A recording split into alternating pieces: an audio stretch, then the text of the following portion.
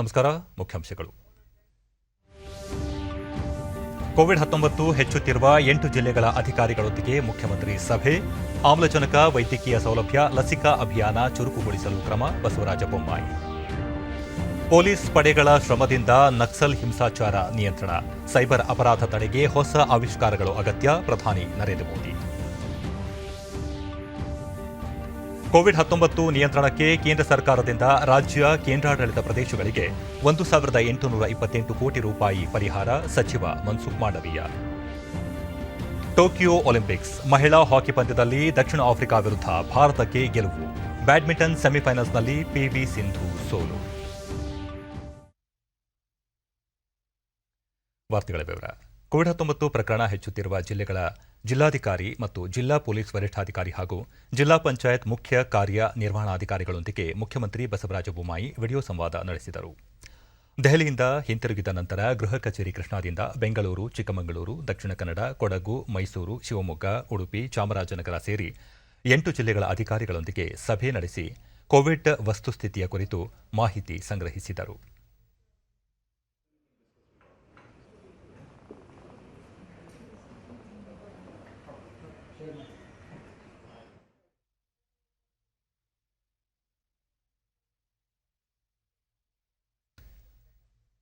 ಸಭೆಯ ನಂತರ ಮುಖ್ಯಮಂತ್ರಿ ಬಸವರಾಜ ಬೊಮ್ಮಾಯಿ ನೆರೆ ರಾಜ್ಯಗಳ ಗಡಿಯಲ್ಲಿ ಬಿಗಿ ಕ್ರಮ ಕೈಗೊಳ್ಳುವಂತೆ ಅಧಿಕಾರಿಗಳಿಗೆ ಸೂಚಿಸಿದ್ದು, ಕೋವಿಡ್ ಪ್ರಕರಣ ಹೆಚ್ಚುತ್ತಿರುವ 8 ಜಿಲ್ಲೆಗಳಲ್ಲಿ ವೈದ್ಯಕೀಯ ಸೌಲಭ್ಯ ಹೆಚ್ಚಿಸಲು ಕ್ರಮ ಕೈಗೊಳ್ಳುವಂತೆ ಅಧಿಕಾರಿಗಳಿಗೆ ತಿಳಿಸಿದ್ದು, ಈ ಜಿಲ್ಲೆಗಳಲ್ಲಿ ಲಸಿಕಾ ಅಭಿಯಾನ ಚುರುಕುಗೊಳಿಸಲು ಸೂಚಿಸಲಾಗಿದೆ ಎಂದರು. ಸಂಪರ್ಕಿತರ ಪತ್ತೆ ತೀವ್ರಗೊಳಿಸುವುದು, ಮೈಕ್ರೋ ಕಂಟೈನ್ಮೆಂಟ್ ಝೋನ್ಗಳ ಮೇಲೆ ನಿಗಾ, ರೆಸಾರ್ಟ್ಗಳಲ್ಲಿ ಆರ್ಟಿಪಿಸಿಆರ್ ಪರೀಕ್ಷೆ ಕಡ್ಡಾಯ, ಧಾರ್ಮಿಕ ಮತ್ತು ಪ್ರವಾಸಿ ತಾಣಗಳಲ್ಲಿ ಜನರು ಗುಂಪು ಸೇರುವುದನ್ನು ತಡೆಯುವುದು ಮತ್ತು ರೈಲ್ವೆ ನಿಲ್ದಾಣಗಳಲ್ಲಿ ಕಟ್ಟುನಿಟ್ಟಿನ ತಪಾಸಣೆ ನಡೆಸುವಂತೆ ಅಧಿಕಾರಿಗಳಿಗೆ ಸಭೆಯಲ್ಲಿ ಮುಖ್ಯಮಂತ್ರಿ ಸೂಚಿಸಿದರು. ಜಿಲ್ಲಾಧಿಕಾರಿ ಮತ್ತು ಪೊಲೀಸ್ ವರಿಷ್ಠಾಧಿಕಾರಿಗಳು ಪ್ರತಿ 2 ದಿನಕ್ಕೊಮ್ಮೆ ಜಿಲ್ಲೆಯ ವಸ್ತುಸ್ಥಿತಿ ಅರಿತು ಮುಖ್ಯ ಕಾರ್ಯದರ್ಶಿಗಳಿಗೆ ವರದಿ ನೀಡುವಂತೆ ಸೂಚಿಸಿದರು. ಕೋವಿಡ್ 2ನೇ ಅಲೆಯನ್ನು ಕಠಿಣ ಪರಿಶ್ರಮದಿಂದ 1.5 ತಿಂಗಳಲ್ಲಿ ನಿಯಂತ್ರಣಕ್ಕೆ ತರಲಾಗಿದೆ. ಈಗ ಮತ್ತೆ ಪ್ರಕರಣಗಳು ಹೆಚ್ಚಾಗದಂತೆ ಮುನ್ನೆಚ್ಚರಿಕೆ ವಹಿಸುವಂತೆ ಅಧಿಕಾರಿಗಳಿಗೆ ಸೂಚಿಸಿದರು. ಜಿಲ್ಲೆ ಮತ್ತು ಅದರ ಪರಿಣಾಮ ಮುಂದೆ ಶಿವಮೊಗ್ಗ, ಚಿಕ್ಕಮಗಳೂರು, ಉಡುಪಿ ಇಲ್ಲಿ ಕೂಡ ಆಗ್ತವೆ. ಹೀಗಾಗಿ ಈ ಎಲ್ಲ ಜಿಲ್ಲೆಗಳ ಒಂದು ಕೋವಿಡ್ ಸ್ಥಿತಿಗತಿ ಬಗ್ಗೆ ಚರ್ಚೆ ಮಾಡಿದ್ದೇನೆ. ನಮಗೆ ಕಳೆದ ಬಾರಿನೂ ಕೂಡ 2ನೇ ಅಲೆ ಕೇರಳದಿಂದನೇ ಅತಿ ಹೆಚ್ಚು ಬಂದಿತ್ತು, ಇನ್ನೊಂದು ಕಡೆ ಮಹಾರಾಷ್ಟ್ರ ಬಂದಿತ್ತು. ಈ ಬಾರಿ ಕೇರಳದಲ್ಲಿ ಕಳೆದ ಒಂದು ವಾರದಿಂದ ಕೋವಿಡ್ ಸ್ಫೋಟ ಆಗಿದೆ. ಅದು ನಮಗೆ ಭಾಳಷ್ಟು ಕಳವಳಕಾರಿ ವಿಚಾರ. ನಾವು ಭಾಳ ಗಂಭೀರವಾಗಿ ತೆಗೆದುಕೋಬೇಕಾಗಿದೆ. ಅದಕ್ಕೆ ಬಾರ್ಡರ್ನ ಸ್ವಲ್ಪ ಭಾಳ ಸ್ಟ್ರಿಕ್ಟಾಗಿ ನೀವು ಮಾನಿಟರ್ ಮಾಡಬೇಕು. ಹಿರಿಯ ಅಧಿಕಾರಿಗಳೇ ಅದರ ಒಂದು ಜವಾಬ್ದಾರಿಯನ್ನು ವಹಿಸ್ಕೋಬೇಕು. ವಿಶೇಷವಾಗಿ DC ಮತ್ತು SP ಅವರು ಅನ್ನೋದನ್ನು ಆದೇಶವನ್ನು ಕೊಟ್ಟಿದ್ದೀನಿ. ಪ್ರತಿ ದಿವಸ DYSP ಲೆವೆಲ್ಲು ಮತ್ತು ಅಸಿಸ್ಟೆಂಟ್ ಕಮಿಷನರ್ ಲೆವೆಲ್ಲು ಅದನ್ನು ಸೂಪರ್ವೈಸ್ ಮಾಡಬೇಕು. ಮತ್ತು ಅಲ್ಲಿ ಹೆಲ್ತ್ ಯೂನಿಟನ್ನು ಹೆಚ್ಚಿಗೆ ಮಾಡ್ಕೋಬೇಕು ಟೆಸ್ಟಿಂಗಿಗೆ. ಅದಕ್ಕೆ DH ಅವರು ಜವಾಬ್ದಾರಿ ಅನ್ನೋದನ್ನು ಕೂಡ ನಾನು ಹೇಳಿದ್ದೀನಿ. ಇದಲ್ಲದೆ ಆ ಜಿಲ್ಲೆಗಳಲ್ಲಿ ನಮ್ಮ ಮೆಡಿಕಲ್ ಇನ್ಫ್ರಾಸ್ಟ್ರಕ್ಚರ್ನ ಇಂಪ್ರೂವ್ ಆಗಬೇಕು. ಇವೆಲ್ಲ ಜಿಲ್ಲೆಗಳಲ್ಲಿ ಏನೇನು ಕೊರತೆಗಳಿದೆ, ಅದು ಬೆಡ್ನಿಂದ ಹಿಡಿದು ಏನೇನಿದೆ ಆಗಬೇಕು. ಮತ್ತು ವ್ಯಾಕ್ಸಿನೇಷನ್ ಸ್ವಲ್ಪ ದೊಡ್ಡ ಪ್ರಮಾಣದಲ್ಲಿ ಆಗಬೇಕು ಅನ್ನುವಂಥದ್ದನ್ನು ಕೂಡ ಹೇಳಿದ್ದೀನಿ. ನಾನು ಇವತ್ತು ಕೇಂದ್ರದ ಆರೋಗ್ಯ ಸಚಿವರ ಜೊತೆಗೆ ಮಾತನಾಡ್ಕೊಂಡು ಬಂದಿದ್ದೇನೆ. ನಮ್ಮ ವ್ಯಾಕ್ಸಿನೇಷನ್ ಹೆಚ್ಚಿಸಬೇಕು ಅಂತ ಹೇಳಿದ್ದೇನೆ. ಅವರು ಕೂಡ ಒಪ್ಕೊಂಡಿದ್ದಾರೆ. ನಾವು ಸುಮಾರು 65 ಲಕ್ಷ ನಮ್ಮ ಕರ್ನಾಟಕಕ್ಕೆ ಅವರು ಒದಗಿಸ್ತಾ ಇದ್ದರು. ಅದನ್ನು ಹೆಚ್ಚಿಗೆ ಮಾಡಬೇಕು ಅಂತ ಕೇಳಿದ್ದೇನೆ. 1.5 ಕೋಟಿ ಆದರೂ ವ್ಯಾಕ್ಸಿನೇಷನ್ ಹೆಚ್ಚು ಮಾಡಬೇಕು. ಅಂದರೆ ನಾವು ದಿವಸಕ್ಕೆ 5 ಲಕ್ಷ ಕೊಡ್ಬೋದು ಅಂತ ನಮ್ಮ ಲೆಕ್ಕಾಚಾರ. ಆದರೆ ಅಷ್ಟು ಈ ತಿಂಗಳಾಗಲ್ಲ, ಮುಂದಿನ ತಿಂಗಳು ಕೊಡ್ಬೋದು. ಈ ತಿಂಗಳ ಕನಿಷ್ಠ 1 ಕೋಟಿ ವ್ಯಾಕ್ಸಿನ್ ಆದರೂ ನಾವು ಕೊಡ್ತೀವಿ ಅನ್ನುವಂಥದ್ದು ಒಂದು ಭರವಸೆ ಕೊಟ್ಟಿದ್ದಾರೆ. ಆ ರೀತಿ ಎಲ್ಲ ಪ್ರಸ್ತಾವನೆಯನ್ನು ಕೂಡ ನಾವು ಕಳಿಸ್ತಾ ಇದ್ದೇವೆ. ಅದು ಬಂದರೆ ಈ ಜಿಲ್ಲೆಗಳಲ್ಲಿ ನಾವು ಅದನ್ನು ಕೋವಿಡ್ ಹರಡುವಂಥ ತಡೆಗಟ್ಟಕ್ಕೆ ಏನು ಬೇಕೋ ಮಾಡ್ತೀವಿ. ಮೇಕೆದಾಟು ಯೋಜನೆ ರಾಜ್ಯದ ಪ್ರಮುಖ ಯೋಜನೆಗಳಲ್ಲಿ ಒಂದಾಗಿದ್ದು, ಈ ಯೋಜನೆಯನ್ನು ಜಾರಿಗೊಳಿಸುವುದು ಸರ್ಕಾರದ ಜವಾಬ್ದಾರಿಯಾಗಿದೆ ಎಂದು ಮುಖ್ಯಮಂತ್ರಿ ಬಸವರಾಜ ಬೊಮ್ಮಾಯಿ ದೆಹಲಿಯಲ್ಲಿ ಇಂದು ತಿಳಿಸಿದ್ದಾರೆ. ಸುದ್ದಿಗಾರರೊಂದಿಗೆ ಅವರು ತಮಿಳುನಾಡಿನ ಬಿಜೆಪಿ ಮುಖಂಡರು ಮೇಕೆದಾಟು ಯೋಜನೆ ಕುರಿತು ಧರಣಿ ನಡೆಸುತ್ತಿರುವ ಕುರಿತು ಪ್ರತಿಕ್ರಿಯಿಸಿ, ತಮಿಳುನಾಡಿನ ರಾಜಕಾರಣಿಗಳ ಕುರಿತು ಚರ್ಚಿಸುವ ಅಗತ್ಯವಿಲ್ಲ. ಮೇಕೆದಾಟು ಯೋಜನೆಯ ಡಿಪಿಆರ್ ಸಿದ್ಧಪಡಿಸಲಾಗಿದೆ, ಅದನ್ನು ಕಾರ್ಯರೂಪಕ್ಕೆ ತರಲಾಗುವುದು ಎಂದು ತಿಳಿಸಿದರು. ನಮ್ಮಲ್ಲ ಉಪವಾಸ ಕುಂದ್ರೋದು ಬಿಡೋದು it is none of my this thing. My concern is ನಾವು ಮೇಕೆದಾಟು ನಮ್ಮ ಹಕ್ಕಿದೆ, ಆ ನೀರಿನ ಪಾಲ್ಮೇಲೂ ಹಕ್ಕಿದೆ. ಆ ಯೋಜನೆ ಮಾಡೋದಕ್ಕೆ ಈಗಾಗಲೇ ನಾವು DPR ಮಾಡಿದ್ದೇವೆ. DPR ಅಪ್ರೂವಲ್ ಪಡ್ಕೊಂಡು ನಾವು ಮಾಡೇ ತೀರ್ತೇವೆ ಮೇಕೆದಾಟು. ಅದರ ಪ್ರಶ್ನೆ ಇಲ್ಲ. ಯಾರಾದರೂ ಉಪವಾಸ ಕೂತ್ಕೊಳ್ಳಿ, ಯಾರಾದರೂ. ಕೋವಿಡ್ 3ನೇ ಅಲೆ ತಡೆ, ಆರೋಗ್ಯ ಕ್ಷೇತ್ರದ ಮೂಲಸೌಕರ್ಯಗಳ ಅಭಿವೃದ್ಧಿಗೆ ಕೇಂದ್ರ ಸರ್ಕಾರ 80 ಕೋಟಿ ರೂಪಾಯಿ ಮಂಜೂರು ಮಾಡಲು ಸಮ್ಮತಿಸಿದೆ ಎಂದು ಮುಖ್ಯಮಂತ್ರಿ ಬಸವರಾಜ ಬೊಮ್ಮಾಯಿ ತಿಳಿಸಿದ್ದಾರೆ. ದೆಹಲಿಯಲ್ಲಿ ಇಂದು ಕೇಂದ್ರ ಆರೋಗ್ಯ ಸಚಿವ ಮನ್ಸುಖ್ ಮಾಂಡವೀಯ ಅವರನ್ನು ಭೇಟಿ ಮಾಡಿ ಚರ್ಚಿಸಿದ ನಂತರ ಮಾಧ್ಯಮಗಳೊಂದಿಗೆ ಮಾತನಾಡಿದ ಮುಖ್ಯಮಂತ್ರಿ, ರಾಜ್ಯಕ್ಕೆ 1.5 ಕೋಟಿ ಲಸಿಕೆ ಪೂರೈಸಲು ಮನವಿ ಮಾಡಲಾಗಿದೆ. ಈ ಕುರಿತು ಕೇಂದ್ರ ಆರೋಗ್ಯ ಸಚಿವರು ಪ್ರತಿಕ್ರಿಯಿಸಿ 1 ಲಕ್ಷ ಡೋಸ್ ಲಸಿಕೆ ಪೂರೈಸಲು ಭರವಸೆ ನೀಡಿದ್ದು, ಇದರಿಂದ ಪ್ರತಿದಿನ 2 ರಿಂದ 3 ಲಕ್ಷ ಡೋಸ್ ಲಸಿಕೆ ವಿತರಿಸಲು ಸಹಕಾರಿಯಾಗಲಿದೆ.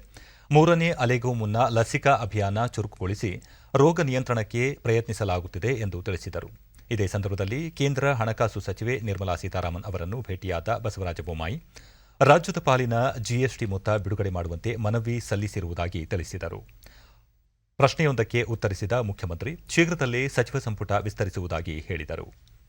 ಇದಕ್ಕೂ ಮುನ್ನ ಮುಖ್ಯಮಂತ್ರಿ ಬಸವರಾಜ ಬೊಮ್ಮಾಯಿ ಇಂದು ಬೆಳಗ್ಗೆ ಮಾಜಿ ಪ್ರಧಾನಿ ಭಾರತ ರತ್ನ ಅಟಲ್ ಬಿಹಾರಿ ವಾಜಪೇಯಿ ಅವರ ಸಮಾಧಿ ಸ್ಥಳ ಸದೈವ್ ಅಟಲ್ ಸ್ಮಾರಕಕ್ಕೆ ಭೇಟಿ ನೀಡಿ ಗೌರವ ನಮನ ಸಲ್ಲಿಸಿದರು.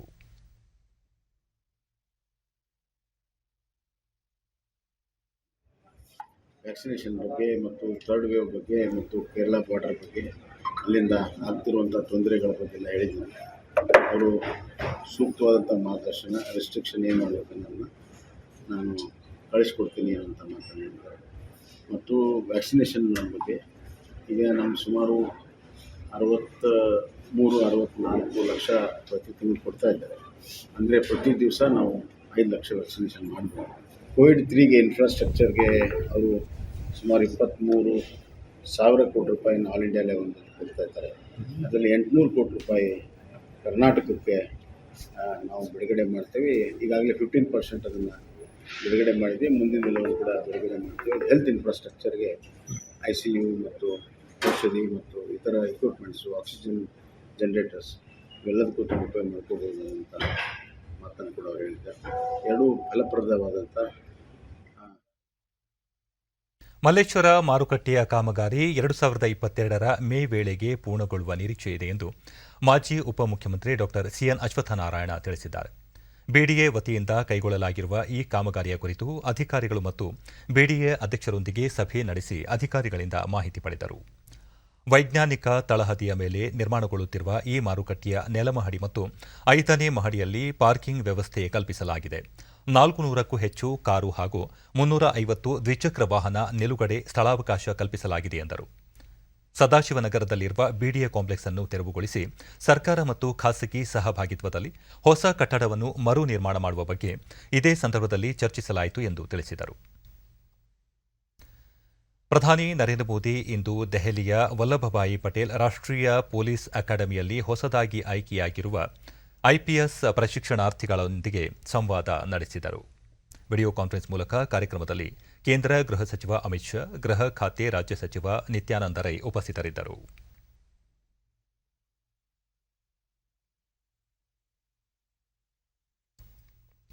ಪ್ರಧಾನಿ ನರೇಂದ್ರ ಮೋದಿ, ಪೊಲೀಸ್ ಸಿಬ್ಬಂದಿಗೆ ವೃತ್ತಿಪರತೆ ಮತ್ತು ಉತ್ತಮ ದೇಹದಾಢ್ಯತೆ ಅತಿ ಮುಖ್ಯವಾಗಿದೆ. ಯುವ ಪೊಲೀಸ್ ಸಿಬ್ಬಂದಿ ಇವನ್ನು ಅಳವಡಿಸಿಕೊಳ್ಳುವುದರ ಮೂಲಕ ಪೊಲೀಸ್ ವ್ಯವಸ್ಥೆಯನ್ನು ಹೆಚ್ಚು ಸುಲಭವಾಗಿಸಬಹುದಾಗಿದೆ. ಪೊಲೀಸ್ ಪಡೆಗಳಲ್ಲಿ ದೇಹದಾಢ್ಯತೆಯನ್ನು ಉತ್ತೇಜಿಸಿದಲ್ಲಿ ಸಮಾಜಕ್ಕೂ ದೇಹದಾಢ್ಯತೆ ಕಾಪಾಡಿಕೊಳ್ಳಲು ಪ್ರೇರಣೆ ನೀಡಲಿದೆ ಎಂದರು. ಪೊಲೀಸ್ ಸಿಬ್ಬಂದಿ ಕೊರೋನಾ ಸಂದಿಗ್ಧ ಸಮಯದಲ್ಲಿ ಅತ್ಯಂತ ದಕ್ಷತೆಯಿಂದ ಕಾರ್ಯನಿರ್ವಹಿಸುತ್ತಿದ್ದಾರೆ ಎಂದು ಮೆಚ್ಚುಗೆ ವ್ಯಕ್ತಪಡಿಸಿದ್ದು, ಪೊಲೀಸ್ ಪಡೆಗಳ ಪರಿಶ್ರಮದಿಂದ ನಕ್ಸಲ್ ಹಿಂಸಾಚಾರ ನಿಯಂತ್ರಣಕ್ಕೆ ಬಂದಿದೆ. ಇಂದು ಬುಡಕಟ್ಟು ಪ್ರದೇಶಗಳು ಅಭಿವೃದ್ಧಿಯಾಗುತ್ತಿದ್ದು, ಅಲ್ಲಿನ ಜನರಲ್ಲಿ ವಿಶ್ವಾಸವೂ ಹೆಚ್ಚುತ್ತಿದೆ. ಯುವ IPS ಅಧಿಕಾರಿಗಳು ಈ ಕಾರ್ಯವನ್ನು ಮತ್ತಷ್ಟು ಮುಂದಕ್ಕೆ ಕೊಂಡೊಯ್ಯುವ ವಿಶ್ವಾಸವಿದೆ. ಕಳೆದ 75 ವರ್ಷಗಳಲ್ಲಿ ಪೊಲೀಸ್ ಸೇವೆ, ಪೊಲೀಸ್ ತರಬೇತಿಗೆ ಸಂಬಂಧಿಸಿದ ಮೂಲಸೌಕರ್ಯ ಸಾಕಷ್ಟು ಸುಧಾರಿಸಿದೆ. ಸ್ವಾತಂತ್ರ್ಯ ಅಮೃತ ಮಹೋತ್ಸವ ಸಂದರ್ಭದಲ್ಲಿ ಪೊಲೀಸ್ ವ್ಯವಸ್ಥೆ ಸುಧಾರಣೆಗೆ ಸಿಬ್ಬಂದಿ ಹೊಸ ಸಂಕಲ್ಪದೊಂದಿಗೆ ಕಾರ್ಯೋನ್ಮುಖವಾಗಬೇಕಿದೆ ಎಂದರು. ದೇಶದಲ್ಲಿ ಸೈಬರ್ ಅಪರಾಧ, ಹಣಕಾಸು ವಂಚನೆಯಂತಹ ಹೊಸ ಸ್ವರೂಪದ ಅಪರಾಧಗಳು ಹೆಚ್ಚಾಗುತ್ತಿದ್ದು, ಇವನ್ನು ನಿಯಂತ್ರಿಸಿ ಸೂಕ್ತ ತನಿಖೆ ನಡೆಸುವ ಭಯೋತ್ಪಾದನೆಯನ್ನು ನಿಗ್ರಹಿಸುವ ಸವಾಲುಗಳು ಯುವ ಅಧಿಕಾರಿಗಳ ಮುಂದಿವೆ. ಹೊಸ ಆವಿಷ್ಕಾರ ಮತ್ತು ಆಲೋಚನೆಯೊಂದಿಗೆ ಈ ಎಲ್ಲ ಸವಾಲುಗಳನ್ನು ಎದುರಿಸಬೇಕಾಗಿದೆ. ಮುಂದಿನ 25 ವರ್ಷಗಳಲ್ಲಿ ದೇಶವನ್ನು ಸುರಾಜ್ಯವಾಗಿ ರೂಪಿಸಲು ಐಪಿಎಸ್ ಪ್ರಶಿಕ್ಷಣಾರ್ಥಿಗಳು ಪ್ರಮುಖ ಪಾತ್ರ ವಹಿಸಬೇಕಾಗಿದೆ. ಯಾವುದೇ ನಿರ್ಧಾರವನ್ನು ತಳಮಟ್ಟದಲ್ಲಿ ತೆಗೆದುಕೊಳ್ಳುವಾಗ ರಾಷ್ಟ್ರೀಯ ಹಿತಾಸಕ್ತಿಯನ್ನು ಗಮನದಲ್ಲಿ ಇಟ್ಟುಕೊಳ್ಳಬೇಕು ಎಂದು ಹೇಳಿದರು. ಪ್ರಶಿಕ್ಷಣಾರ್ಥಿಗಳು ಭವಿಷ್ಯದ ಸೇವೆಯಲ್ಲಿ ತಮ್ಮ ಕಾರ್ಯದ ಬಗ್ಗೆ ಆಲೋಚನೆಗಳನ್ನು ಹಂಚಿಕೊಂಡರು. ಸರ್ದಾರ್ ವಲ್ಲಭಭಾಯಿ ಪಟೇಲ್ ರಾಷ್ಟ್ರೀಯ ಪೊಲೀಸ್ ಅಕಾಡೆಮಿ ದೇಶದ ಪ್ರಮುಖ ಪೊಲೀಸ್ ತರಬೇತಿ ಸಂಸ್ಥೆಯಾಗಿದ್ದು, ಭಾರತೀಯ ಪೊಲೀಸ್ ಸೇವೆಯ ಅಧಿಕಾರಿಗಳಿಗೆ ಪ್ರವೇಶಾತಿಗಾಗಿ ತರಬೇತಿ ನೀಡುತ್ತದೆ ಹಾಗೂ ಐಪಿಎಸ್ ಅಧಿಕಾರಿಗಳಿಗೆ ಸೇವೆ ಸಲ್ಲಿಸಲು ವಿವಿಧ ಕೋರ್ಸ್ಗಳನ್ನು ನಡೆಸುತ್ತದೆ. 1947 के बीच देश में जो ज्वार उठा, जिस तरह देश का युवा आगे बढ़कर आए, एक लक्ष्य के लिए एकजुट होकर पूरी युवा पीढ़ी जुट गई. आज यही मनोभाव आपके भीतर भी अपेक्षित है. बीते सालों में बहुत परिश्रम करके माओवादी हिंसा को हम सीमित कर रहे हैं. आज जनजातीय क्षेत्रों में विकास और विश्वास के नए सेतु बनाए जा रहे हैं. मुझे विश्वास है कि आप जैसी युवा लीडरशिप इस काम को तेजी से आगे बढ़ाएगी. मेरी आपको बहुत शुभकामनाएं हैं. साइबर सिक्योरिटी को लेकर ವೈದ್ಯಕೀಯ ಶಿಕ್ಷಣದಲ್ಲಿ ಹಿಂದುಳಿದ ವರ್ಗಗಳು ಹಾಗೂ ಆರ್ಥಿಕವಾಗಿ ಹಿಂದುಳಿದವರಿಗೆ ಮೀಸಲಾತಿ ಹೆಚ್ಚಿಸಿರುವುದಕ್ಕೆ ಪ್ರಧಾನಿ ನರೇಂದ್ರ ಮೋದಿ ಅವರಿಗೆ ಬಿಜೆಪಿ ಕೃತಜ್ಞತೆ ಸಲ್ಲಿಸಿದೆ. ದೆಹಲಿಯಲ್ಲಿ ಇಂದು ಬಿಜೆಪಿ ಹಿರಿಯ ಮುಖಂಡ ಹಾಗೂ ಕೇಂದ್ರ ಸಚಿವ ಭೂಪೇಂದ್ರ ಯಾದವ್ ವೈದ್ಯಕೀಯ ಶಿಕ್ಷಣದಲ್ಲಿ ಪದವಿ ಮತ್ತು ಸ್ನಾತಕೋತ್ತರ ಪದವಿ ಕೋರ್ಸ್ಗಳ ಪ್ರವೇಶಕ್ಕೆ ಹಿಂದುಳಿದ ವರ್ಗಗಳಿಗೆ ಶೇಕಡಾ 27 ಹಾಗೂ ಆರ್ಥಿಕವಾಗಿ ಹಿಂದುಳಿದ ವರ್ಗಗಳ ವಿದ್ಯಾರ್ಥಿಗಳಿಗೆ ಶೇಕಡಾ 10ರಷ್ಟು ಮೀಸಲಾತಿ ಕಲ್ಪಿಸಿಕೊಟ್ಟಿರುವುದು ಸ್ವಾಗತಾರ್ಹ. ಸರ್ಕಾರದ ಈ ಕ್ರಮದಿಂದ ಈ ವರ್ಗಗಳ ವಿದ್ಯಾರ್ಥಿಗಳಿಗೆ ಹೆಚ್ಚಿನ ಅನುಕೂಲವಾಗಲಿದ್ದು, ಉನ್ನತ ಶಿಕ್ಷಣ ಪೂರೈಸಲು ನೆರವಾಗಲಿದೆ ಎಂದರು. ಕಳೆದ 5 ವರ್ಷಗಳಲ್ಲಿ ಬಿಜೆಪಿ ನೇತೃತ್ವದ ಕೇಂದ್ರ ಸರ್ಕಾರ ಹಿಂದುಳಿದ ವರ್ಗಗಳ ಕಲ್ಯಾಣಕ್ಕೆ ಅನೇಕ ಕ್ರಮಗಳನ್ನು ತೆಗೆದುಕೊಂಡಿದೆ. ಈ ಅವಧಿಯಲ್ಲಿ 298 ಸರ್ಕಾರಿ, 269 ಖಾಸಗಿ ವೈದ್ಯಕೀಯ ಕಾಲೇಜುಗಳು ಸ್ಥಾಪನೆಯಾಗಿವೆ. ಸರ್ಕಾರ ಹಿಂದುಳಿದ ವರ್ಗಗಳಿಗೆ ಆಯೋಗವೊಂದನ್ನು ರಚಿಸಿದೆ. ಆದರೆ ದಶಕಗಳ ಕಾಲ ಅಧಿಕಾರದಲ್ಲಿ ಇದ್ದ ಕಾಂಗ್ರೆಸ್ ಹಿಂದುಳಿದ ವರ್ಗಗಳ ಕಲ್ಯಾಣಕ್ಕೆ ಪ್ರಮುಖ ಕ್ರಮಗಳನ್ನು ತೆಗೆದುಕೊಂಡಿಲ್ಲ, ಮಂಡಲ್ ಆಯೋಗದ ಶಿಫಾರಸುಗಳನ್ನು ಜಾರಿಗೆ ತರಲಿಲ್ಲ ಎಂದರು. शासन में रहे और उसके बाद भी पिछड़ा वर्ग आयोग को, चाहे काका कालेलकर की रिपोर्ट हो, चाहे मंडल आयोग की रिपोर्ट हो, उसको लागू नहीं किया. कांग्रेस ने कभी भी आर्थिक रूप से सामान्य समाज वर्ग के जो लोग हैं उनको समाज की मुख्यधारा में आगे बढ़ाने के लिए उनके लिए भी किसी प्रकार की नीति को लागू नहीं किया गया. ಕೋವಿಡ್ ಪ್ರಕರಣಗಳು ತೀವ್ರ ಏರಿಕೆಯಾಗುತ್ತಿರುವ 10 ರಾಜ್ಯಗಳಲ್ಲಿನ ಪರಿಸ್ಥಿತಿಯನ್ನು ಕೇಂದ್ರ ಸರ್ಕಾರ ಇಂದು ಪರಾಮರ್ಶಿಸಿತು. ಕೇಂದ್ರ ಆರೋಗ್ಯ ಸಚಿವಾಲಯದ ಕಾರ್ಯದರ್ಶಿ ರಾಜೇಶ್ ಭೂಷಣ್ ಅಧ್ಯಕ್ಷತೆಯಲ್ಲಿ ಕೇರಳ, ಕರ್ನಾಟಕ, ಮಹಾರಾಷ್ಟ್ರ, ಒಡಿಶಾ, ತಮಿಳುನಾಡು, ಮಣಿಪುರ, ಮಿಜೋರಾಂ, ಆಂಧ್ರಪ್ರದೇಶ, ಅಸ್ಸಾಂ ರಾಜ್ಯಗಳಲ್ಲಿನ ಕೋವಿಡ್ ಪರಿಸ್ಥಿತಿಯನ್ನು ಪ್ರಕರಣಗಳು ಹೆಚ್ಚು ಏರಿಕೆಯಾಗುತ್ತಿರುವ ಜಿಲ್ಲೆಗಳಲ್ಲಿ ನಿಯಂತ್ರಣ ಕ್ರಮಗಳು ಮತ್ತು ಕಂಟೈನ್ಮೆಂಟ್ ಕ್ರಮಗಳನ್ನು ಕೈಗೊಳ್ಳುವುದು, ಲಸಿಕೆ ನೀಡಿಕೆ ಮತ್ತು ಪರೀಕ್ಷೆಗಳನ್ನು ಹೆಚ್ಚಿಸುವಂತೆ ಸಭೆಯಲ್ಲಿ ರಾಜ್ಯಗಳಿಗೆ ಸೂಚಿಸಲಾಗಿದೆ.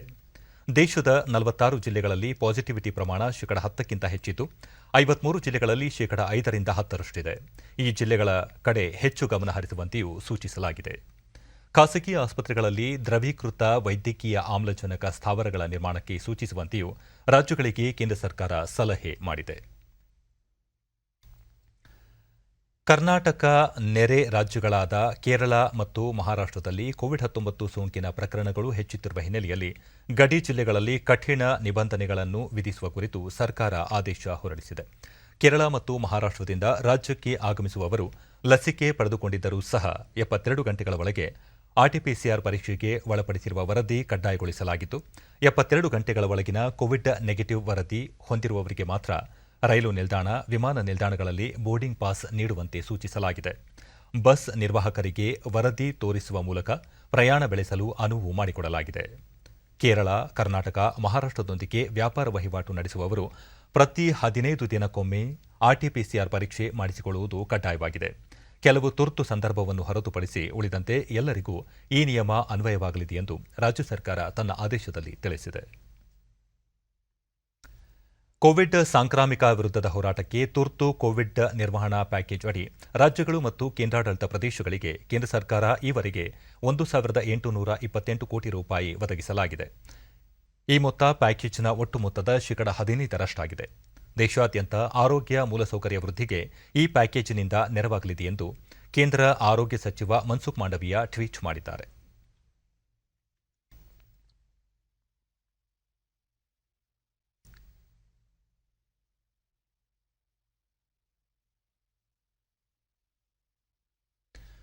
ರಾಜ್ಯದಲ್ಲಿ ಇಂದು ಹೊಸದಾಗಿ 1,987 ಕೋವಿಡ್ ಪ್ರಕರಣಗಳು ದೃಢಪಟ್ಟಿದ್ದು, ಇದರೊಂದಿಗೆ ಒಟ್ಟು ಸೋಂಕು ಪ್ರಕರಣಗಳ ಸಂಖ್ಯೆ 29,05,124ಕ್ಕೆ ಏರಿಕೆಯಾಗಿದೆ. 1,632 ಮಂದಿ ಆಸ್ಪತ್ರೆಯಿಂದ ಬಿಡುಗಡೆಯಾಗಿದ್ದು, ಇದುವರೆಗೂ ಗುಣಮುಖರಾದವರ ಒಟ್ಟು ಸಂಖ್ಯೆ 28,44,742ಕ್ಕೆ ತಲುಪಿದೆ. ಇಂದು 37 ಮಂದಿ ಸಾವನ್ನಪ್ಪಿದ್ದು, ಮೃತಪಟ್ಟವರ ಸಂಖ್ಯೆ 36,562ಕ್ಕೆ ಏರಿಕೆಯಾಗಿದೆ. ಸದ್ಯ ರಾಜ್ಯದಲ್ಲಿ 23,796 ಸಕ್ರಿಯ ಪ್ರಕರಣಗಳು ಇವೆ ಎಂದು ಆರೋಗ್ಯ ಮತ್ತು ಕುಟುಂಬ ಕಲ್ಯಾಣ ಇಲಾಖೆ ತಿಳಿಸಿದೆ. ಬೆಂಗಳೂರಿನಲ್ಲಿ 450 ಮಂದಿಗೆ ಸೋಂಕು ತಗುಲಿದ್ದು, ಒಟ್ಟು ಸೋಂಕು ಪ್ರಕರಣಗಳ ಸಂಖ್ಯೆ 12,27,339ಕ್ಕೆ ಏರಿಕೆಯಾಗಿದೆ. 377 ಮಂದಿ ಆಸ್ಪತ್ರೆಯಿಂದ ಬಿಡುಗಡೆಯಾಗಿದ್ದು, ಇದುವರೆಗೂ ಒಟ್ಟು 12,02,937 ಮಂದಿ ಗುಣಮುಖರಾಗಿದ್ದಾರೆ. ಸದ್ಯ 8,529 ಸಕ್ರಿಯ ಪ್ರಕರಣಗಳು ಇವೆ. ಬೆಂಗಳೂರಿನಲ್ಲಿ 11 ಮಂದಿ ಮೃತಪಟ್ಟಿದ್ದು, ಇದುವರೆಗೂ ಒಟ್ಟು 15,872 ಮಂದಿ ಸಾವನ್ನಪ್ಪಿದ್ದಾರೆ. ಬೀದರ್ನಲ್ಲಿ ಯಾವುದೇ ಪ್ರಕರಣಗಳು ವರದಿಯಾಗಿಲ್ಲ. ಉಳಿದಂತೆ ರಾಜ್ಯದ ವಿವಿಧ ಜಿಲ್ಲೆಗಳಲ್ಲಿ ದಾಖಲಾಗಿರುವ ಸೋಂಕು ಪ್ರಕರಣಗಳ ಸಂಖ್ಯೆ ಈ ರೀತಿ ಇದೆ.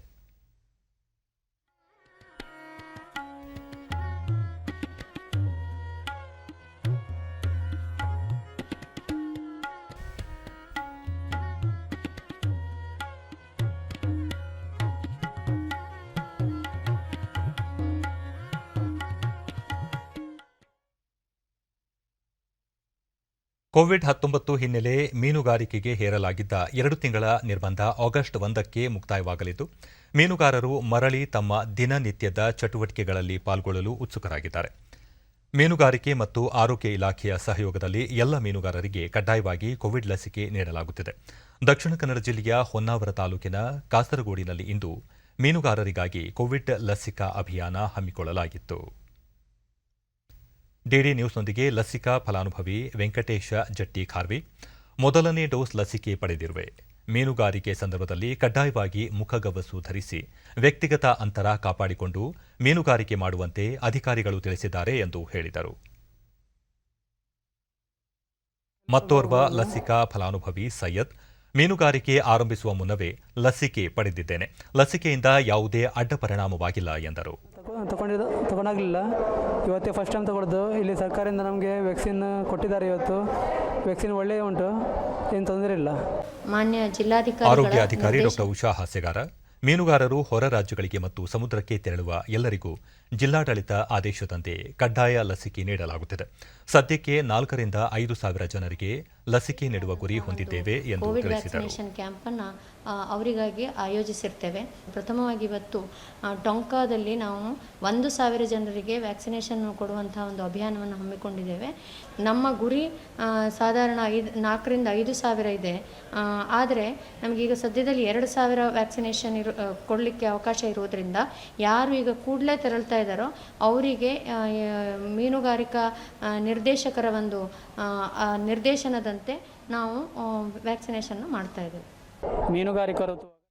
ಮೀನುಗಾರಿಕೆ ಇಲಾಖೆಯ ಹಿರಿಯ ಸಹಾಯಕ ನಿರ್ದೇಶಕ ನಾಗರಾಜ ಚಳ್ಳಜ್ಜಿ ಮನೆ, ಮೀನುಗಾರಿಕೆಗೆ ತೆರಳುವ ಎಲ್ಲರಿಗೂ ಲಸಿಕೆ ನೀಡುತ್ತಿದ್ದು, ಎಲ್ಲ ಮೀನುಗಾರಿಗೆ ಕೋವಿಡ್-19 ಮುಂಜಾಗ್ರತಾ ಕ್ರಮಗಳನ್ನು ಅನುಸರಿಸಿ ಮೀನುಗಾರಿಕೆಗೆ ತೆರಳುವಂತೆ ಸೂಚನೆ ನೀಡಲಾಗಿದೆ ಎಂದು ಹೇಳಿದರು. ವ್ಯಾಕ್ಸಿನೇಷನ್ ಕಾರ್ಯಕ್ರಮವನ್ನು ಹಮ್ಮಿಕೊಂಡಿದ್ದೀವಿ. ಆ ಕಾರ್ಯಕ್ರಮ ಎಲ್ಲ ಮೀನುಗಾರಿಕಾ ಸಂಘ ಸಂಸ್ಥೆಗಳ ಮತ್ತು ಮೀನುಗಾರರ ಸಹಕಾರದೊಂದಿಗೆ ಉತ್ತಮ ರೀತಿಯಲ್ಲಿ ನಡೀತಾ ಇದೆ.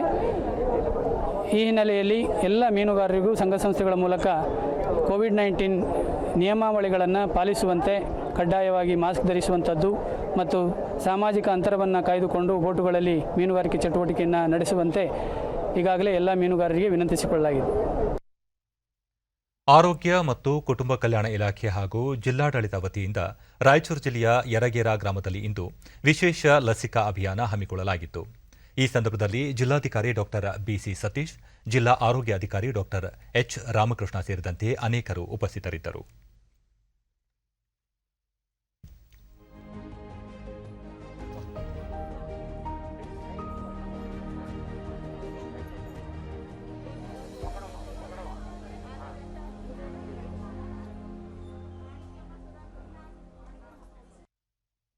ಡಿಡಿ ನ್ಯೂಸ್ನೊಂದಿಗೆ ಫಲಾನುಭವಿ ಶರಣಮ್ಮ, ತಮ್ಮ ಕುಟುಂಬದವರೆಲ್ಲರೂ 2ನೇ ಡೋಸ್ ಲಸಿಕೆ ಪಡೆಯುತ್ತಿದ್ದೇವೆ.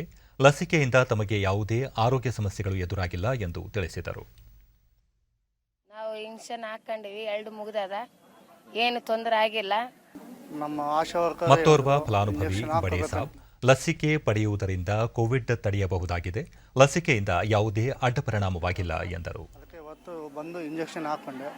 ಇವತ್ತು ಎಲ್ಲರೂ ಬಂದು ನಮ್ಗೆ ಎಲ್ಲರಿಗೂ ಹಾಕ್ಕೋಬೇಕಂತ ನಾನು ಹೇಳಕತ್ತೀನಿ ಸರ್. ನಮ್ಮ ಮನೆಗೆ ಎಲ್ಲರೂ ಹಾಕ್ಕೊಂಡ್ರೆ ಸರ್, ಎಲ್ಲರ ಹುಡುಗರು ಎಲ್ಲರೂ ಹಾಕ್ಸಿದ್ದೀನಿ. ಇವತ್ತು ಮಕ್ಕಳನ್ನೂ ಹಾಕ್ಸಿದ್ದೀನಿ. ಇವತ್ತು ನಾನು ಒಬ್ಬನೇ ಲಾಸ್ಟ್ ಇದ್ದು ಇವತ್ತು ಹಾಕ್ಕೊಂಡಿದ್ದೀನಿ ನಾನು. ಇವತ್ತು ಎಲ್ಲ ಆರಾಮಾಗಿದೆ ಸರ್. ಇವಾಗ ನಮ್ಗೆ ಏನೂ ತೊಂದರೆ ಇಲ್ಲ. ಕೋವಿಡ್-19 ಸಹ ಶಿಕ್ಷಕ ಎಂ ರಾಮಪ್ಪ, 2ನೇ ಡೋಸ್ ಲಸಿಕೆ ಹಾಕಿಸಿಕೊಳ್ಳುವುದರಿಂದ ಕೋವಿಡ್ ಸೋಂಕು ತಡೆಯಬಹುದು ಎಂದು ತಿಳಿಸಿದರು. ಒಂದು ಯಾರು ನಿರ್ಲಕ್ಷ್ಯ ಮಾಡದೆ ಎಲ್ಲರಿಗೂ ಒಳ್ಳೆಯ ರೀತಿಯಿಂದನೇ ಆಗುತ್ತದೆ. ಯಾವುದೇ ಬರುವ ರೋಗಗಳನ್ನು ಸಹ ತಡೆಗಟ್ಟಬಹುದು. ಇದರಿಂದ ಈ ರೋಗವನ್ನು ಯಾರು ಭಯಪಡುವಂಥ ಅವಶ್ಯಕತೆ ಇಲ್ಲ. ಆರೋಗ್ಯ ಅಧಿಕಾರಿ ಶಾರದಾ, 18 ವರ್ಷ ಮೇಲ್ಪಟ್ಟ ಎಲ್ಲರಿಗೂ ಲಸಿಕೆ ನೀಡುತ್ತಿದ್ದು, ವಿಶೇಷವಾಗಿ ಗರ್ಭಿಣಿಯರಿಗೆ ಮತ್ತು ಬಾಣಂತಿಯರಿಗೆ ಹೆಚ್ಚಿನ ಆದ್ಯತೆ ನೀಡಿ ಲಸಿಕೆ ನೀಡಲಾಗುತ್ತಿದೆ ಎಂದು ತಿಳಿಸಿದರು. ಲಸಿಕೆಯನ್ನು ನೀಡ್ತಾ ಇದ್ದೀವಿ. ಆಲ್ಮೋಸ್ಟ್ ನನ್ನಲ್ಲಿ 80% ಗರ್ಭಿಣಿಯರಿಗೆಲ್ಲ ಲಸಿಕೆ ಪೂರ್ಣಗೊಂಡಿದೆ. ಇನ್ನು ಬಾಣಂತಿಯರಿಗೂ ಲಸಿಕೆಯನ್ನು ಕಂಪ್ಲೀಟ್ ಮಾಡಿದ್ದೀವಿ. ಬಾಣಂತಿ ಗರ್ಭಿಣಿಯರಿಗೆ ಹಾಕೋದ್ರ ಉದ್ದೇಶ ಏನಂತಂದರೆ ಮಕ್ಕಳಿಗೂ ಕೋವಿಡ್ ರೋಗ ಹರಡದಂತೆ ನಾವು ಇದನ್ನು ತಡೆಗಟ್ಟಬಹುದಾಗಿದೆ. ಎಲ್ಲ ಗ್ರಾಮಸ್ಥರು. ಜಿಲ್ಲಾಧಿಕಾರಿ ಡಾಕ್ಟರ್ ಬಿಸಿ ಸತೀಶ್, ಎಲ್ಲ ಪಂಚಾಯಿತಿ, ತಾಲೂಕು ಮತ್ತು ಆರೋಗ್ಯ ಕೇಂದ್ರಗಳಲ್ಲಿ ಉಚಿತ ಲಸಿಕೆ ನೀಡಲಾಗುತ್ತಿದೆ. ಕೋವಿಡ್ ಮುಕ್ತ ಜಿಲ್ಲೆಯಾಗಿ ಮಾಡುವುದು ನಮ್ಮ ಉದ್ದೇಶವಾಗಿದೆ ಎಂದರು. ಅಂಗನವಾಡಿ ಟೀಚರ್ಸ್ ಮತ್ತು ಆಶಾ ಕಾರ್ಯಕರ್ತರು, ಹೆಲ್ತ್ ಡಿಪಾರ್ಟ್ಮೆಂಟು, ರೆವಿನ್ಯೂ ಡಿಪಾರ್ಟ್ಮೆಂಟ್ ಮತ್ತು RDPR ಎಲ್ಲ ಇಲಾಖೆಯವ್ರನ್ನ ಬಳಸ್ಕೊಂಡು ಅವರನ್ನು ಕರ್ಕೊಂಡು ಬಂದು ಇಲ್ಲಿ ವ್ಯಾಕ್ಸಿನೇಷನನ್ನು ಮಾಡಿಸೋದಕ್ಕೆ ಪ್ರಯತ್ನ ಮಾಡ್ತಿದ್ದೇವೆ. ಇದ್ರ ಜೊತೆಗೆ ಇವತ್ತಲ್ಲದೆ ಪ್ರತಿ ವಾರ ಶುಕ್ರವಾರದಂದು ವಿಶೇಷವಾಗಿ ಕೋವಿಡ್ ವ್ಯಾಕ್ಸಿನ್ಸನ್ನು ಎಲ್ಲ ಸೆಂಟರ್ಗಳಲ್ಲಿ ಮಾಡಬೇಕಂತೇಳಿ ಹಮ್ಮಿಕೊಂಡಿದ್ದೇವೆ. ಇದರ ಯಶಸ್ಸು ಆಗಬೇಕಂತ ಹೇಳಿದ್ರೆ ಸಾರ್ವಜನಿಕರು ಕೋಆಪರೇಷನ್ ಕೊಡಬೇಕು.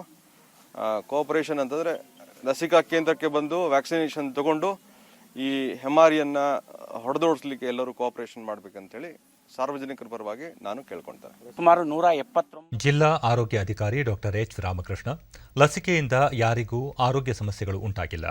ಭಯವಿಲ್ಲದೆ ಎಲ್ಲರೂ ಲಸಿಕೆ ಪಡೆಯಬೇಕು ಎಂದು ಮನವಿ ಮಾಡಿದರು. ಇದೆ, ಅವರುಗಳನ್ನು ಕಾನ್ಸಂಟ್ರೇಷನ್ ಮಾಡಿಕೊಂಡು ಅವರನ್ನು ಕರ್ಕೊಂಡು ಬಂದು ವ್ಯಾಕ್ಸಿನ್ ಹಾಕಿಸುವಂಥ ಈ ಒಂದು ಅಭಿಯಾನವನ್ನು ಇವತ್ತಿನ ದಿವಸ ಮಾನ್ಯ ಜಿಲ್ಲಾಧಿಕಾರಿಗಳು ಚಾಲನೆ ನೀಡಿದರೆ ಆ ನಿಟ್ಟಿನಲ್ಲಿ ಈ ಕಾರ್ಯಕ್ರಮವನ್ನು ನಾವು ಮಾಡ್ತಾ ಇದ್ದೇವೆ. ಪ್ರಯಾರಿಟಿ ಮುಖ್ಯವಾಗಿ 2ನೇ ಡೋಸ್ ಡ್ಯೂ ಯಾರಿದೆ ಅವ್ರಿಗೆ ಕೊಟ್ಟಿದ್ದೀವಿ. 2ನೇದಾಗಿ ಗರ್ಭಿಣಿ ಸ್ತ್ರೀಯರಿಗೂ ಕೊಟ್ಟಿದ್ದೀವಿ. ಮತ್ತು ಜೊತೆಯಾಗಿ ಒಂದು ವೇಳೆ ಏನಾದರೂ ಈಗ 18ರಿಂದ 44 ವರ್ಷದವರು ಬಂದ್ರಂದ್ರೆ ಅವ್ರಿಗೂ ಹಾಕುವಂಥ ಒಂದು ಕೆಲಸವನ್ನು ಮಾಡ್ತಾ ಇದ್ದೀವಿ. ಇಎಂಐ ಪಾವತಿ ಕುರಿತು ಬ್ಯಾಂಕ್ ಗ್ರಾಹಕರಿಗೆ ಆರ್ಬಿಐ ಆಗಸ್ಟ್ 1ರಿಂದ ಹೊಸ ನಿಯಮಗಳನ್ನು ಜಾರಿಗೊಳಿಸಿದೆ. National automated clearing house NACH ವಾರದ ಎಲ್ಲ ದಿನಗಳಲ್ಲಿಯೂ ಕಾರ್ಯನಿರ್ವಹಿಸಲಿದ್ದು, ವೇತನ, ಪಿಂಚಣಿ ಜಮೆ, ಇಎಂಐ ಪಾವತಿಯಂತಹ ಪ್ರಕ್ರಿಯೆಗಳು ಎಲ್ಲ ದಿನವೂ ನಡೆಯಲಿವೆ. ಭಾರತೀಯ reserve bank governor Shaktikanta Das bank ಗ್ರಾಹಕರ ಅನುಕೂಲಕ್ಕಾಗಿ NACH ವಾರದ ಎಲ್ಲ ದಿನಗಳಲ್ಲಿ ಕಾರ್ಯಾಚರಿಸಲಿರುವುದಾಗಿ ಇತ್ತೀಚೆಗೆ ಘೋಷಣೆ ಮಾಡಿ ಆದೇಶ ಹೊರಡಿಸಿದ್ದರು. ಆನ್ಲೈನ್ ಸೇವೆಗಳು ವಾರಪೂರ್ತಿ ಗ್ರಾಹಕರಿಗೆ ಲಭ್ಯವಾಗಲಿವೆ. ಈ ಮೊದಲು ಸೋಮವಾರದಿಂದ ಶುಕ್ರವಾರದವರೆಗೆ ಬ್ಯಾಂಕುಗಳು ತೆರೆದಾಗ ಮಾತ್ರ ಸೇವೆ ಲಭ್ಯವಿತ್ತು. ಇದರಿಂದ ಲಾಭಾಂಶ, ಬಡ್ಡಿ, ಸಂಬಳ ಮತ್ತು ಪಿಂಚಣಿಯಂತಹ ವಿವಿಧ ರೀತಿಯ ಸಾಲ ವರ್ಗಾವಣೆಗೆ ಅನುಕೂಲವಾಗಲಿದೆ. ಇದಲ್ಲದೆ ವಿದ್ಯುತ್ ಬಿಲ್, ಗ್ಯಾಸ್, ಟೆಲಿಫೋನ್, ನೀರು, ಸಾಲ ಇಎಂಐ, ಮ್ಯೂಚುವಲ್ ಫಂಡ್ ಹೂಡಿಕೆ ಮತ್ತು ವಿಮಾ ಪ್ರೀಮಿಯಂ ಪಾವತಿ ಸೌಲಭ್ಯ ಸಹ ಒದಗಿಸುತ್ತದೆ. ಇನ್ನು ಮುಂದೆ ಈ ಎಲ್ಲಾ ಸೌಲಭ್ಯಗಳನ್ನು ವಾರಾಂತ್ಯದಲ್ಲಿಯೂ ಸಹ ಪಡೆಯಬಹುದಾಗಿದೆ. ಕೋವಿಡ್-19 ಸಮಯದಲ್ಲಿ ಸರ್ಕಾರದ ಸಬ್ಸಿಡಿಗಳನ್ನು ಸಮಯೋಚಿತವಾಗಿ ಮತ್ತು ಪಾರದರ್ಶಕವಾಗಿ ವರ್ಗಾಯಿಸಲು ಸಹಾಯ ಮಾಡುತ್ತದೆ. ಕಾಂಗ್ರೆಸ್ ಪಕ್ಷ ಸಂಘಟನೆಗೆ ಮೈಸೂರಿನಲ್ಲಿ ಇಂದು ವಿಭಾಗೀಯ ಮಟ್ಟದ ಸಭೆ ಆಯೋಜಿಸಿತ್ತು. ಎಐಸಿಸಿ ಪ್ರಧಾನ ಕಾರ್ಯದರ್ಶಿ ಹಾಗೂ ಪಕ್ಷದ ರಾಜ್ಯ ಉಸ್ತುವಾರಿ ರಣದೀಪ್ ಸಿಂಗ್ ಸುರ್ಜೇವಾಲಾ ಅವರನ್ನು ಪಕ್ಷದ ಕಾರ್ಯಕರ್ತರು ಸ್ವಾಗತಿಸಿದರು. ಕಾರ್ಯಕ್ರಮದಲ್ಲಿ ಕೆಪಿಸಿಸಿ ಅಧ್ಯಕ್ಷ ಡಿಕೆ ಶಿವಕುಮಾರ್, ವಿಪಕ್ಷ ನಾಯಕ ಸಿದ್ದರಾಮಯ್ಯ ಮತ್ತು ಬಿಆರ್ ಪಾಟೀಲ್ ಸೇರಿದಂತೆ ಮತ್ತಿತರರು ಉಪಸ್ಥಿತರಿದ್ದರು.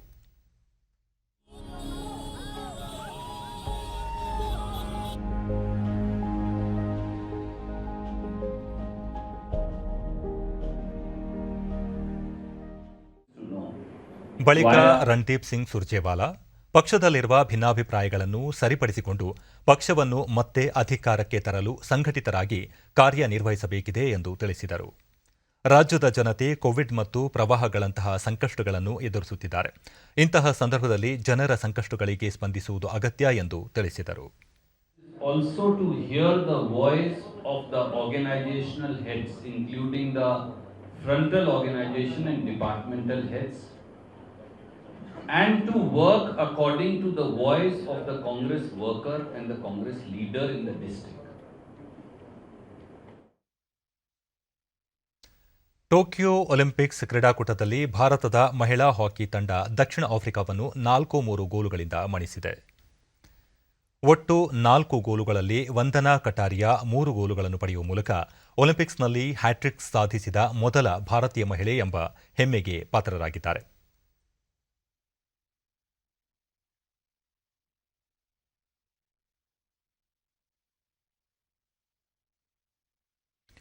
ಡಿಸ್ಕಸ್ ಎಸೆತದಲ್ಲಿ ಭಾರತದ ಕಮಲ್ ಪ್ರೀತ್ ಕೌರ್ ಫೈನಲ್ ಪ್ರವೇಶಿಸಲು ಅರ್ಹತೆ ಪಡೆದಿದ್ದಾರೆ. ಪುರುಷರ ಬಿಲ್ಲುಗಾರಿಕೆಯಲ್ಲಿ ಅತನು ದಾಸ್ ಜಪಾನ್ನ ತಕಾರು ಫರುಕುವಾ ವಿರುದ್ಧ 6-4 ಅಂಕಗಳಿಂದ ಸೋಲುಂಡು ಪದಕವಿಲ್ಲದೆ ಹೊರನಡೆದಿದ್ದಾರೆ.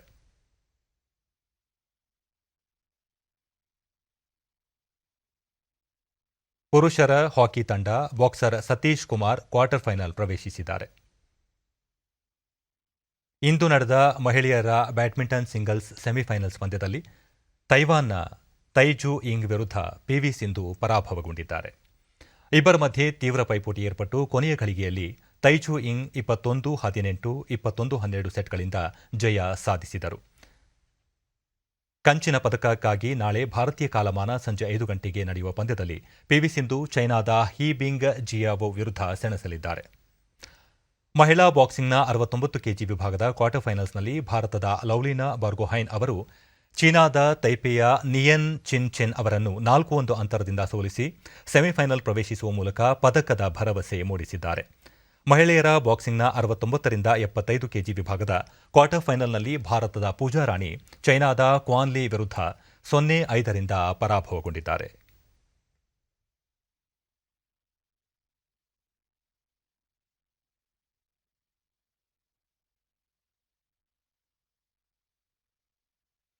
ಕೊನೆಯಲ್ಲಿ ಮತ್ತೊಮ್ಮೆ ಮುಖ್ಯಾಂಶಗಳು. ಕೋವಿಡ್-19 ಹೆಚ್ಚುತ್ತಿರುವ 8 ಜಿಲ್ಲೆಗಳ ಅಧಿಕಾರಿಗಳೊಂದಿಗೆ ಮುಖ್ಯಮಂತ್ರಿ ಸಭೆ. ಆಮ್ಲಜನಕ, ವೈದ್ಯಕೀಯ ಸೌಲಭ್ಯ, ಲಸಿಕಾ ಅಭಿಯಾನ ಚುರುಕುಗೊಳಿಸಲು ಕ್ರಮ. ಬಸವರಾಜ ಬೊಮ್ಮಾಯಿ. ಪೊಲೀಸ್ ಪಡೆಗಳ ಶ್ರಮದಿಂದ ನಕ್ಸಲ್ ಹಿಂಸಾಚಾರ ನಿಯಂತ್ರಣ. ಸೈಬರ್ ಅಪರಾಧ ತಡೆಗೆ ಹೊಸ ಆವಿಷ್ಕಾರಗಳು ಅಗತ್ಯ. ಪ್ರಧಾನಿ ನರೇಂದ್ರ ಮೋದಿ. ಕೋವಿಡ್-19 ನಿಯಂತ್ರಣಕ್ಕೆ ಕೇಂದ್ರ ಸರ್ಕಾರದಿಂದ ರಾಜ್ಯ ಕೇಂದ್ರಾಡಳಿತ ಪ್ರದೇಶಗಳಿಗೆ 1,828 ಕೋಟಿ ರೂಪಾಯಿ ಪರಿಹಾರ. ಸಚಿವ ಮನ್ಸುಖ್ ಮಾಂಡವೀಯ. ಟೋಕಿಯೋ ಒಲಿಂಪಿಕ್ಸ್ ಮಹಿಳಾ ಹಾಕಿ ಪಂದ್ಯದಲ್ಲಿ ದಕ್ಷಿಣ ಆಫ್ರಿಕಾ ವಿರುದ್ಧ ಭಾರತಕ್ಕೆ ಗೆಲುವು. ಬ್ಯಾಡ್ಮಿಂಟನ್ ಸೆಮಿಫೈನಲ್ನಲ್ಲಿ ಪಿವಿ ಸಿಂಧು ಸೋಲು. ನಮ್ಮ ವಾರ್ತಾ ಪ್ರಸಾರವನ್ನು ನೀವು ಡಿಡಿ ಚಂದನ ನ್ಯೂಸ್ ಯೂಟ್ಯೂಬ್ ಚಾನೆಲ್ನಲ್ಲೂ ವೀಕ್ಷಿಸಬಹುದು. ವೀಕ್ಷಕರೇ, ಈಗ ನಾನು ಸ್ಟುಡಿಯೋದಿಂದ ತೆರಳುತ್ತಿರುವ ಕಾರಣ ಮಾಸ್ಕ್ ಧರಿಸುತ್ತಿದ್ದೇನೆ. ನೀವು ಸಹ ಮನೆಯಿಂದ ಹೊರ ಹೋಗುವ ಮುನ್ನ ಸರಿಯಾದ ಕ್ರಮದಲ್ಲಿ ತಪ್ಪದೇ ಮಾಸ್ಕ್ ಧರಿಸಿ. ವ್ಯಕ್ತಿಗತ ಅಂತರ ಕಾಪಾಡಿಕೊಳ್ಳುವುದರೊಂದಿಗೆ ನೀವು ಸುರಕ್ಷಿತವಾಗಿರಿ, ನಿಮ್ಮವರನ್ನು ಸುರಕ್ಷಿತವಾಗಿ ಇರಿಸಿ. ನೈರ್ಮಲ್ಯಕ್ಕೆ ಆದ್ಯತೆ ನೀಡುವುದರ ಜೊತೆಗೆ ಸೋಂಕು ತಡೆಗೆ ಕೋವಿಡ್-19 ಲಸಿಕೆ ಪಡೆಯುವುದು ಅಗತ್ಯ. ಇಲ್ಲಿಗೆ ಇಂದಿನ ವಾರ್ತಾ ಪ್ರಸಾರ ಮುಕ್ತಾಯವಾಯಿತು. ಸತ್ಯ, ಸಮರ್ಥ, ಸಂಪೂರ್ಣ ಸುದ್ದಿಗಾಗಿ ವೀಕ್ಷಿಸಿ ಚಂದನ ವಾರ್ತೆ. ನಮ್ಮ ಮುಂದಿನ ವಾರ್ತಾ ಪ್ರಸಾರ ನಾಳೆ ಬೆಳಗ್ಗೆ 7:30ಕ್ಕೆ. ನಮಸ್ಕಾರ.